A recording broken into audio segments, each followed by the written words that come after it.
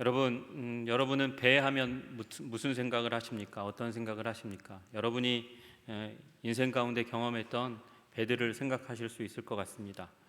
어느 호수를 가거나 강을 가거나 중요한 관광 코스 중에 하나가 배죠.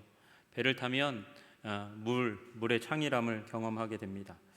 물이 바다 덮은 같이 여호와의 영광을 인정하는 것이 온 땅에 가득함이라. 그 말씀을 배 타고 한 30분만 나가도 참 경험할 수 있게 됩니다. 무튼 하나도 보이지 않고요. 그냥 물만 가득한 바다 그 한가운데 딱 떨어져 있으면 우리가 살고 있는 이 지구상에 얼마나 많은 물이 차 있는지, 바다로 가득한지 다시 한번 압도되는 그런 감정을 갖게 됩니다. 여러분, 배 한번 생각해 보십시오. 여러분의 마음 가운데, 생각 가운데 보지 못했지만 그럼에도 불구하고 그 이름을 딱 들으면 이미지가 떠오르는 배들이 있습니다. 거북선 하면 무슨 생각을 하십니까? 이순신 딱 나오고요. 그 다음에 민족을 구원한 그 자긍심이 떠오르곤 합니다. 세월호 하면 또 우리들의 마음 가운데 어떤 생각이 떠오르게 됩니다. 타이타닉 하면 그것도 우리 나라, 우리 민족의 배가 아님에도 불구하고 그 재앙과 아픔, 영화로 이렇게 봤기도 하지만 들었던 많은 이야기들을 통해서 굉장히 끔찍하고 그리고 아픈 비극을 생각하게 됩니다. 또요, 우리 인류 가운데 아마도 모든 인류 가운데 주신 기억이 아마 노아의 방주가 되어야 하지 않을까 생각합니다. 그런데 주로 믿는 사람만 노아 얘기를 해요. 여러분, 이 PPT 한번 보시면 이게 배 선자라는 단어 글자가 우리 한자로 좀 크게 그 밑에 까만 부분에 이렇게 세워져 기록되어 있습니다. 배선, 배 주자가 왼쪽에 있고요. 배 주자 오른쪽에 이제 위쪽에 보니까 8팔자가 있어요. 8팔자. 8팔자가 왜 있지? 그리고 밑에 보니까 입구자가 있어요. 입구자는요, 사람을 의미합니다. 입이 있다는 건 그 사람이 있다는 걸 의미하는 거죠. 8입이 있어 이러면 8사람이 거기에 있다는 겁니다. 그러면 8사람이 있는 배, 여러분 생각나시는 거 있으세요? 노아의 방주에 8명의 사람이 들어가잖아요. 노아와 그 아들들 3명이 있고 그 배우자들이 있으니까 8명이 들어가게 됩니다. 그래서 혹시 한자 가운데 창세기에 있었던 여러 가지 메시지가 있는 거 아닐까? 그래서 한자를 열심히 공부한 사람들이 있습니다. 그래서 쓰여진 책이 이 책이에요. 창세기의 발견, 한자에 담긴 창세기의 발견.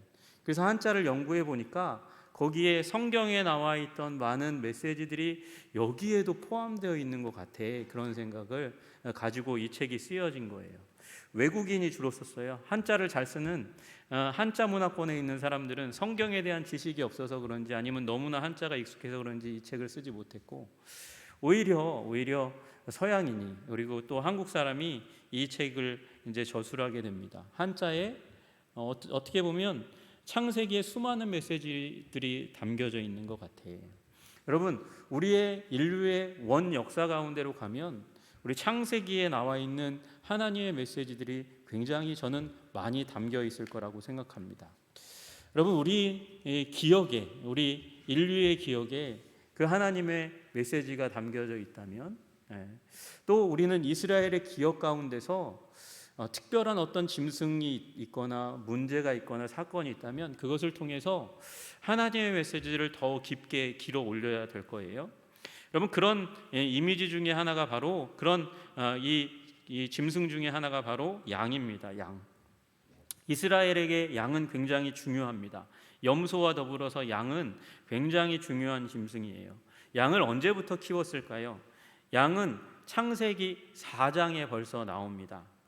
아벨은 양치는 자였고, 여러분, 인류의 역사가 처음 시작할 때부터 양이 가축으로 그렇게 길러졌다고 그렇게 얘기하고 있습니다. 양은요, 우리 성경에는 어린 양 이 정도만 이렇게 나와 있지만 히브리어에는 8개의 양을 지칭하는 단어가 있습니다. 왜냐하면 그만큼 관심이 많고 중요하기 때문에 그런 것이에요. 이스라엘 백성에게는 항상 이 양을 키울 때 염소와 같이 키웠거든요. 염소와 양을 같이 키우는데 양은 명예로운 짐승이라고 생각했고, 염소는 수치스러운 짐승이라고 생각했어요. 왜 그렇게 생각했나 봤더니 거기에 그들의 관심과 그리고 가치가 투영되어 있기 때문이에요. 양을 보니까 양은요, 양 순양 한 마리에 암양 한 40마리 50마리 정도를 거느립니다. 그런데 자기 암양을 빼앗기는 일이 일어나면 목숨을 걸고 싸웁니다. 자기 암양을 빼앗으려고 오는 짐승이나 다른 순양이 있으면 뿔을 치켜 세우고 그리고 목숨을 걸고 도망갈 때까지 싸워대는 짐승이 바로 양입니다. 근데 염소는요, 자신의 암컷을 별로 소중하게 생각하지 않고 빼앗기든 말든 관심을 별로 두지 않아요. 그래서 염소는 수치의 짐승이고 양은 명예의 짐승이에요. 여러분, 핵가족 사회인 지금 현대에도 남자는 굉장히 중요합니다. 왜요? 남자에게는 그래도 여자보다 무력이 있고 더 힘이 있기 때문에 가정을 지켜줄 거라고 그렇게 생각해요. 그런데 그 고대 근동 이스라엘 사회 가운데서 국가적인 사법 체계가 곳곳까지 미치지 못하는 그 가운데 3, 4대의 친족이 함께 사는 그 가운데서 남자의 역할은 얼마나 더 중요하겠습니까? 누군가가 공격해오고 침공해 온다면 가문의 명예를 걸고 수치를 당하지 않기 위해서 가정의 아내와 여자와 그리고 자녀들을 지켜내는 것, 그것이 이스라엘의 명예였어요. 그 관점으로 보니까 양은 너무 명예로운 짐승이고 그리고 염소는 너무나 수치스러운 짐승이에요. 가까이 있는 짐승인데도 그렇게 완전히 다르게 보면서 그 양을 굉장히 소중하게 여겼습니다. 그런데 이 양이 이스라엘의 역사에 계속해서 반복해서 그냥 그런 모습, 옆에 가축으로서의 모습만 아니라 하나님께서 메시지를 전할 때에 양을 사용하셨어요. 여러분, 아마도 창세기 3장에 아담과 하와가 범죄해서 에덴에서 쫓겨날 때에 주님께서 무화과나무 잎으로 만들어진 그 옷을 벗기고 거기에 가죽옷을 입히셨다고 말씀하시는데 아마 그 가죽옷이 양의 가죽일 가능성이 많은 것 같아요. 여러분, 그 우리의 수치, 범죄, 연약함, 그 결과로 만들어진 무화과나무 잎을 하나님께서 짐승을 잡아서 가죽을 만드셔서 가죽을 벗기셔서 그 가죽으로 옷을 만들어서 주신 거예요. 선물로 주신 거예요. 그 수치를 오랫동안 가리라고 그렇게 주신 것이죠. 여러분, 그 양이 이스라엘의 역사의 곳곳 가운데 계속해서 나타납니다. 언제 또 나타날까요? 아브라함에게 하나님께서 나타나셔서 한 가지 명령을 하십니다. 그때는 아들이 이삭이 태어났고 어느 정도 자랐을 때예요. 창세기 33장에 보니까 하나님께서 갑자기 아브라함에게 말씀하세요. 브엘세바에서 내 아들, 내 사랑하는 독자 이삭을 데리고 모리아 땅으로 가서 내가 내게 일러준 산, 그러니까 모리아 산이죠. 모리아 산 거기서 그를 번제로 드리라 말씀하세요. 누구를요? 독자 이삭을 모리아 산에서 번제로 드리라는 거예요. 아니, 이게 가당한 일입니까? 하나님께서 우르에 있을 때, 하란에 있을 때에 아브라함을 불러주셨어요. 불러주실 때에 아들이 없었단 말이에요.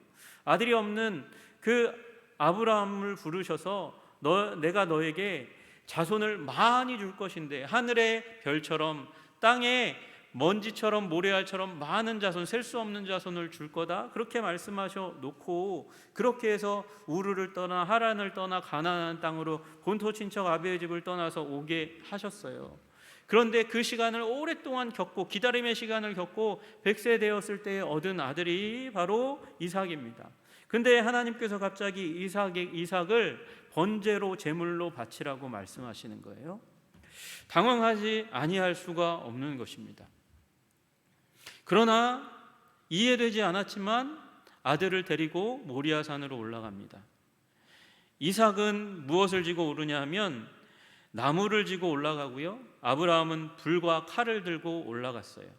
나이 많은 어른이지만 아들이 무거운 짐을 지고 가니까 불과 칼을 들고 올라갑니다. 불을 붙여야 되니까 불이 있어야 되고요, 이삭을 번제로 드려야 되니까 칼이 있어야 되는 거예요.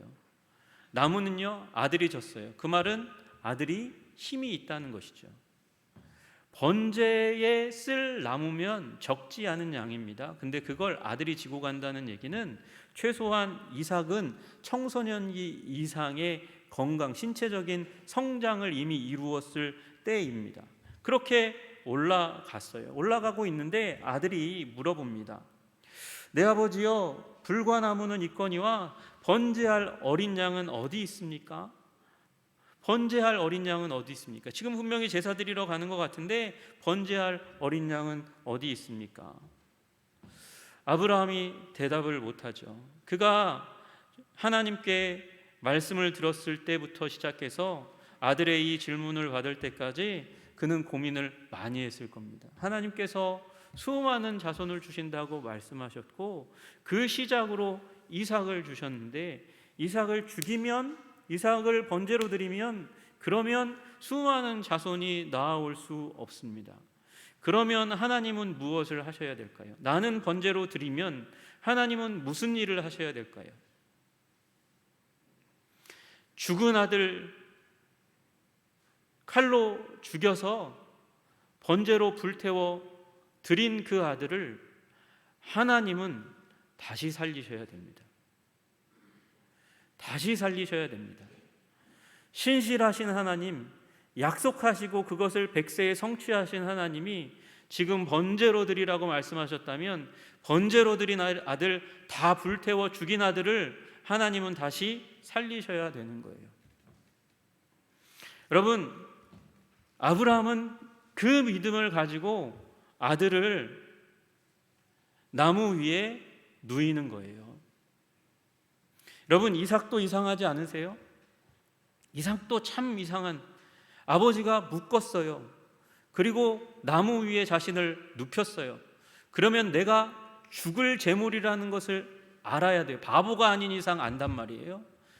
그리고 그는 100세가 훨씬 넘은 그 아버지보다는 육체적인 힘이 훨씬 더 강한데도 불구하고 반항하지 않아요. 몸부림치지 않아요. 저항하지 않아요. 순순히 그 나무 위에 올라갑니다. 그리고 아버지 아브라함은 아들을 향해서 칼을 들어 찍어 내리려고 합니다. 이미 아브라함은 이삭을 하나님께 드렸습니다. 그때 여호와의 사자가 나타나 그를 향하여 외칩니다. 아브라함아, 아브라함아, 그 아이에게 내 손을 대지 말라. 그에게 아무 일도 하지 말라. 내가 내 아들, 내 독자라도 내게 아끼지 아니하였으니 내가 이제야 내가 하나님을 경외하는 줄을 아노라. 하나님이 아셨다는 거예요. 아브라함이 하나님을 경외하는 것을 알았다는 거예요. 경외하는 것은 존경하는 사랑을 의미하는 것입니다. 존경이 가득 담겨 있는, 듬뿍 담겨 있는, 가득 차 있는 사랑의 마음이 아브라함 안에 있어서 이삭을 하나님께 드렸다고 인정하셨다는 거예요. 그리고 그 상황 가운데 하나님께서 또한 준비된 양을 아브라함으로 발견하게 하십니다. 아브라함이 눈을 들어 살펴본즉 숫 양이 뒤에 있는데 뿔이 숫풀에 걸려 있는지라 아브라함이 가서 그 숫양을 가져다가 아들을 대신하여 번제로 드렸더라. 이삭을 대신하여, 아들을 대신하여 번제로 드릴 양. 그래서 아브라함은 이 사건을 여호와 이레의 사건, 하나님이 준비하신 사건으로 명명하는 거예요.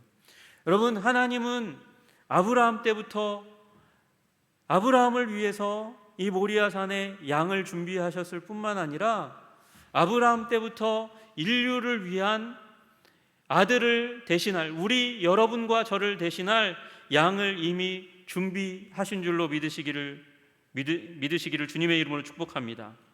아들을 대신하여 번제로 드릴 양을 준비하셨고 그것을 통하여 하나님께서는 우리 인류, 오고 오는 모든 인류, 여러분과 저를 대신해서 죽일 양을 준비하셨다는 것이죠. 그래서 대속에 이미 은혜가 이곳 가운데 준비된 것이고 부활이 이곳 가운데 이미 준비되어 있는 것이에요. 여러분, 이게 그냥 저의 주장이 아니고 예수님의 해석이에요.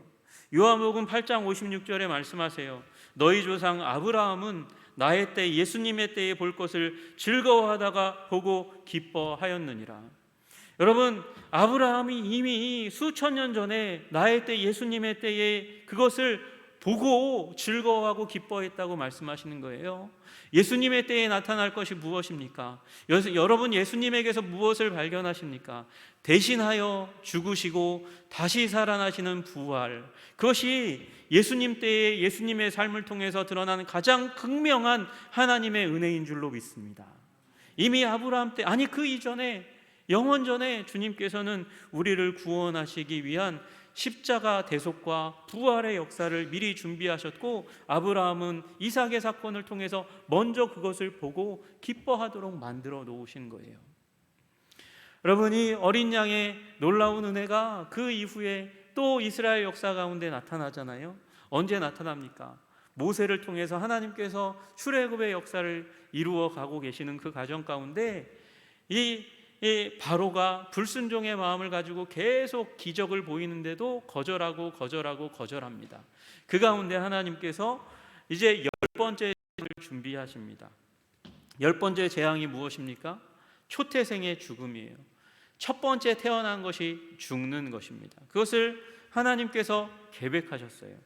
그런데 그 사건을 일으키기 전에 먼저 하나님은요, 이 모세에게 무엇을 말씀하시냐면 유월절을 제정한다고 말씀하세요. 출애굽기 12장에 보시면 재앙 전에 먼저 유월절을 먼저 세팅한다, 유월절을 지켜야 된다 말씀하세요. 여러분, 이스라엘의 절기는 굉장히 이상한 거예요. 왜 이상하냐 하면, 여러분, 인류의 역사, 모든 나라와 민족의 역사는 먼저 어마어마한 사건이 먼저 팍 터집니다. 그러면 그걸 기념하는 거예요. 3.1 만세운동이 있고 난 다음에 3.1절이 생기는 거고요, 광복이 일어난 다음에 광복절을 기념하는 거예요. 그런데 이상하게 하나님은 먼저 절기를 정하십니다. 유월절 절기를 정하십니다. 여러분, 레위기 23장에 이스라엘이 지켜야 될 7가지 절기가 다 나와요. 그런데 7개의 모든 절기도 먼저 정하신 다음에 그 정하심에 따라서 역사의 자리매김할 사건들을 만들어 가세요. 나중에 말씀드리겠지만 결국 이 모든 절기의 완전한 성취는 예수 그리스도 그분이십니다.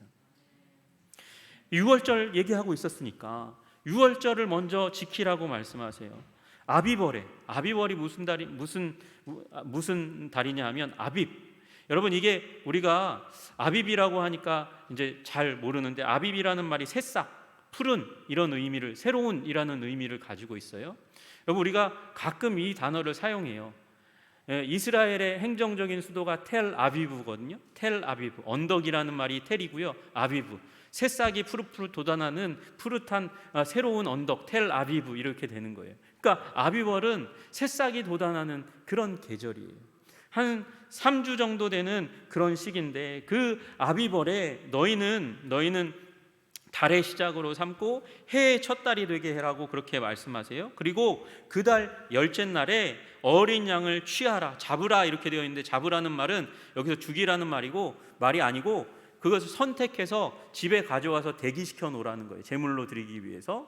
그리고 14날까지 간직하였다가 14일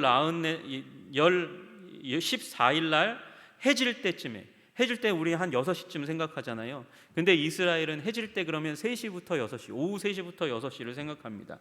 그래서 오후 3시부터 6시 사이에 양을 잡으라고 말씀하세요.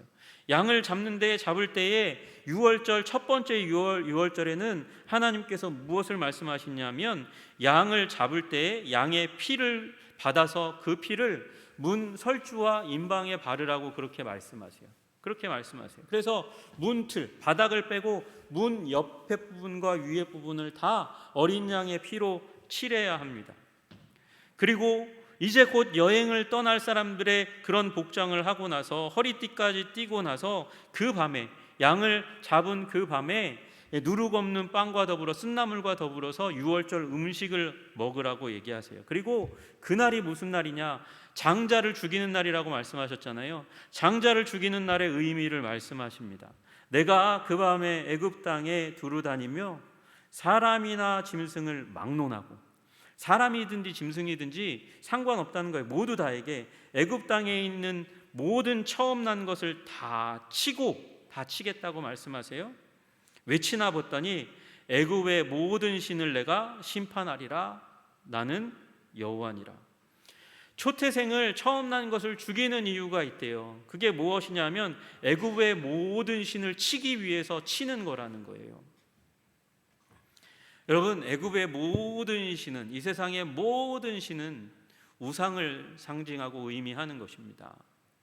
여호와 하나님을 떠나 우상을 숭배하는 자를, 우상을 심판하시기 위해서 우상 숭배하는 자들도 다 함께 징벌하는 거예요.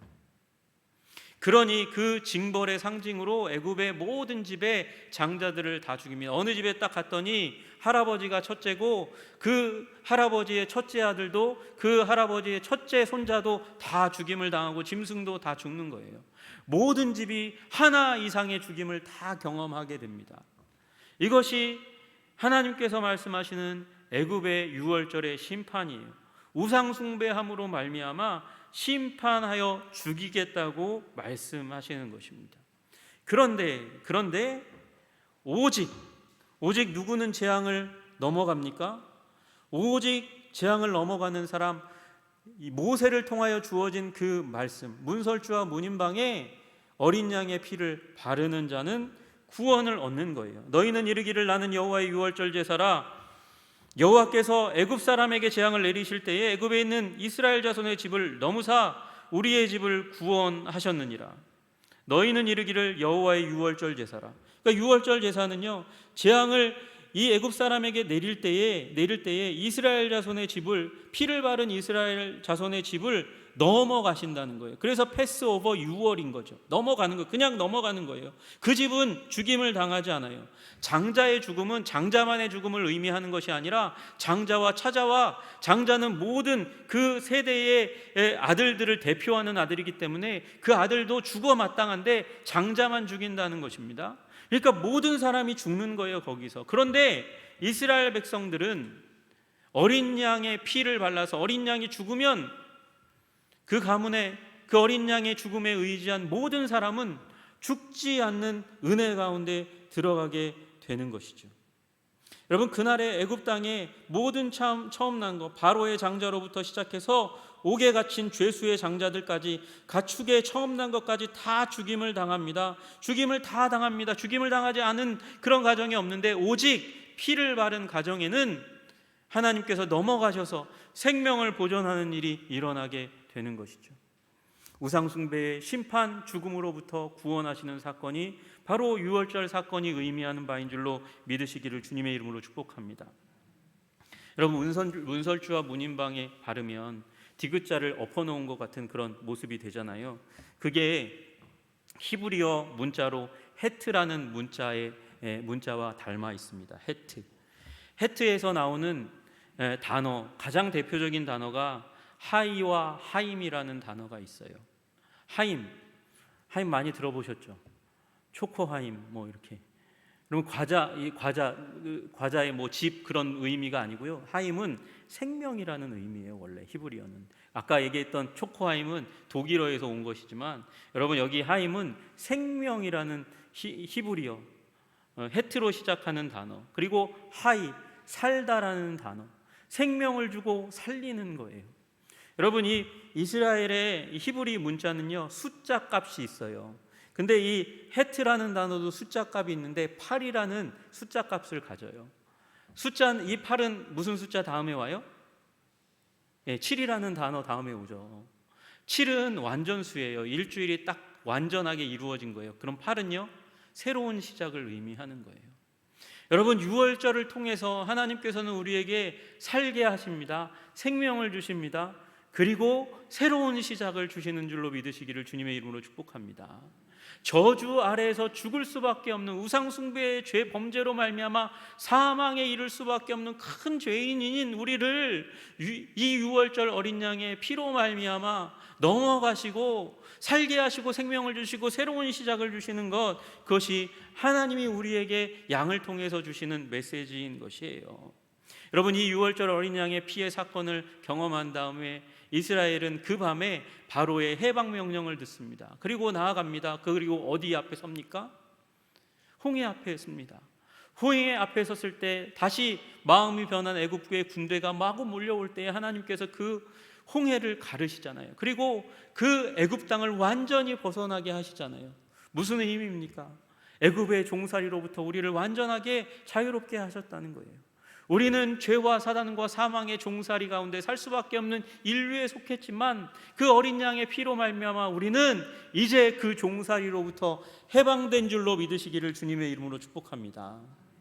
그리고 하나님께서는요, 이 어린 양의 죽음을 매년 경험하도록 그렇게 만들어 놓으셨어요.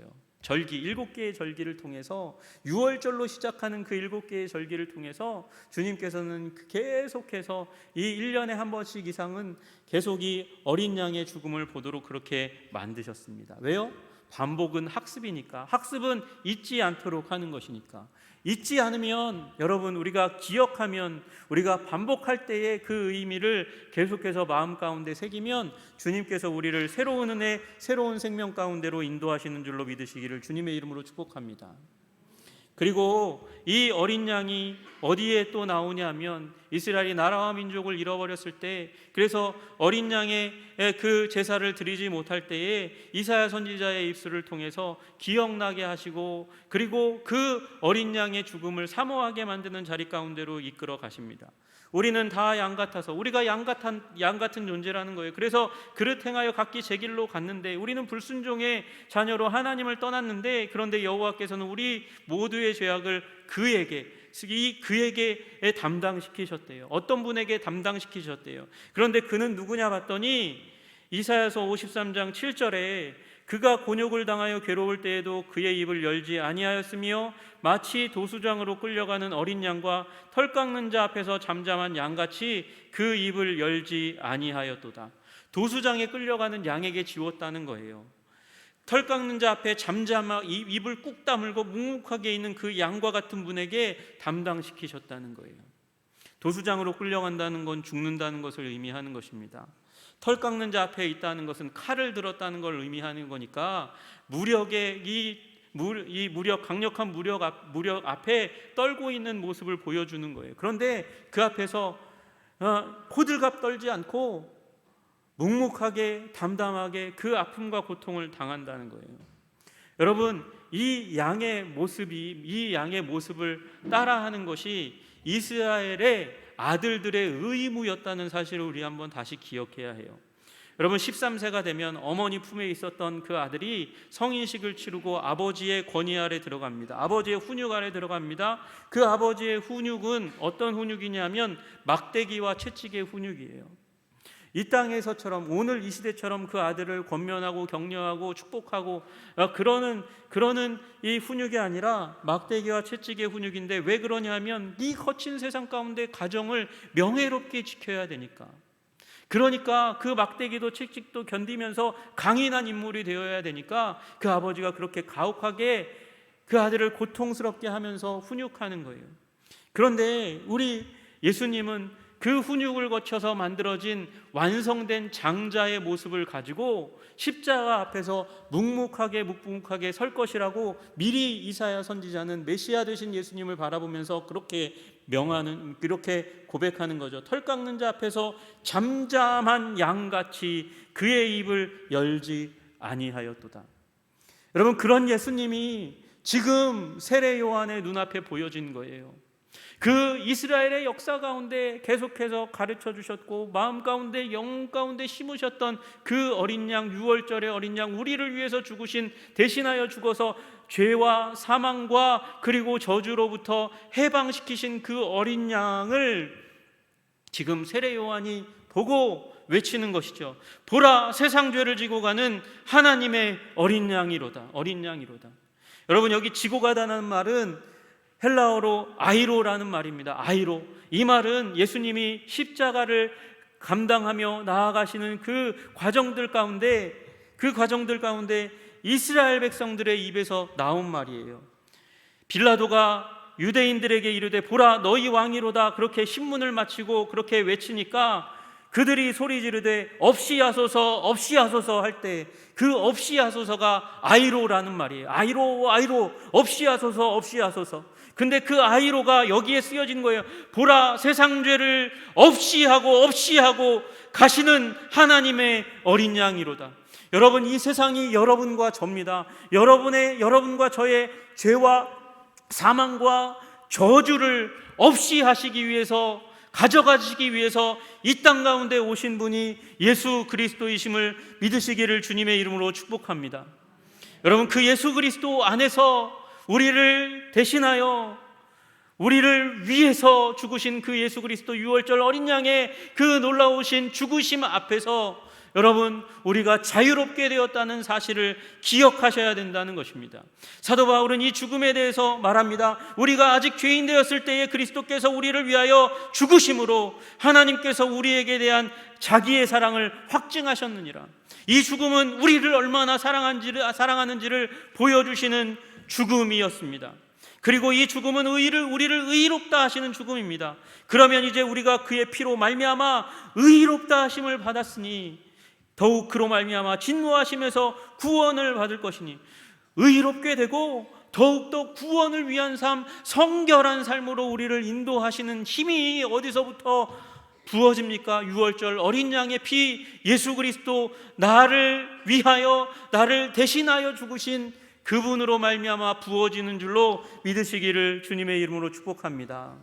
여러분, 2022년에 이 계절 가운데 주님, 우리를 위하여 죽으신, 이스라엘의 역사 가운데 심어두신 그 어린 양의 대속, 나를 대신하여 죽으신 죽음을 기억하면서 주님과 함께 십자가를 향하여 나아가는 여러분 되시기를 주님의 이름으로 축복합니다. 사랑을 발견할 것입니다. 우리를 의롭게 하심을 발견하실 것입니다. 우리를 깨끗하게 하시는 보배로우신 예수님의 놀라운 사역을 경험하시는 여러분 되시기를 주님의 이름으로 축복합니다. 기도하겠습니다. 존귀와 영광과 찬양을 받으시기에 합당하신 주님, 예수님, 하나님의 어린 양, 하나님께서 준비하시고 십자가에 묶어 우리를 대신해서 우리를 위하여 피 흘리게 하신, 세상 죄를 지고 가는, 세상 죄를 없이 하시는 어린 양 되신 예수님을 바라보는 계절이 되게 하여 주시옵소서. 그곳에서 우리의 죄와 사망과 저주가 다 깨끗하게 해결되었고, 그리고 우리를 위한 생명의 능력이, 새로운 시작이 부어진다는 사실을 기억하게 하여 주시옵소서. 예수님 이름 받들어 기도드리옵나이다. 아멘.